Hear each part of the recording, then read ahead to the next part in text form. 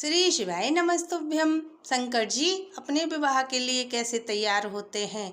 विष्णु भगवान ने शंकर जी को देखकर क्यों कहा कि सब अपने अपने दलों को लेकर अलग अलग चलो, क्योंकि यह बारात दूल्हे के योग्य नहीं है। यह कथा श्री रामचरितमानस के बालकांड से।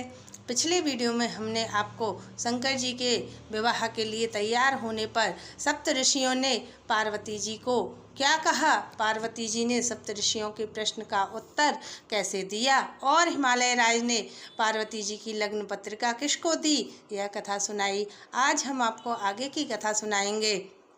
सप्त ऋषियों द्वारा दी गई लग्न पत्रिका से ब्रह्मा जी ने लग्न पढ़कर सबको सुनाया। ब्रह्मा जी द्वारा लग्न पत्रिका सुनकर मुनि और देवताओं का सारा समाज हर्षित हो गया।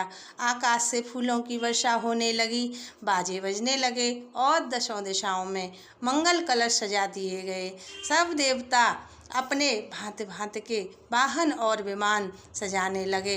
कल्याणप्रद मंगल सगुन होने लगे और अप्सराएं गाने लगीं। शंकर जी के गण शंकर जी का श्रृंगार करने लगे।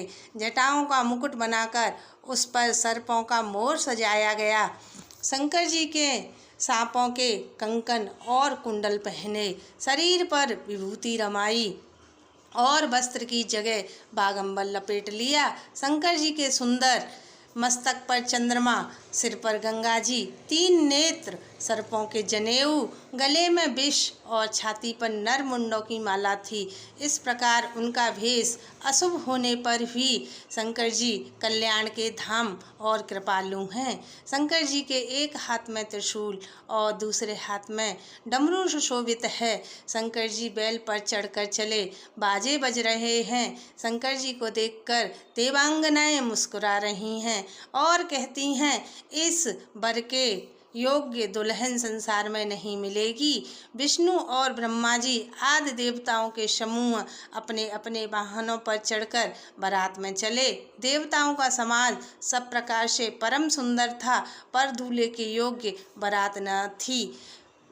विष्णु भगवान ने सब दिक्पालों को बुलाकर हंसकर ऐसा कहा कि सब अपने अपने दल समेत अलग अलग होकर चलो। हे भाई, हम लोगों की यह बारात वर के योग्य नहीं है। क्या पराये नगर में जाकर हंसी करवाओगे? विष्णु भगवान की बात सुनकर सभी देवता मुस्कुराए और अपनी अपनी सेना सहित अलग हो गए। शंकर जी यह देखकर मन ही मन मुस्कुराते हैं कि भगवान विष्णु के व्यंग वचन नहीं छूटते। अपने प्यारे भगवान विष्णु के इन अति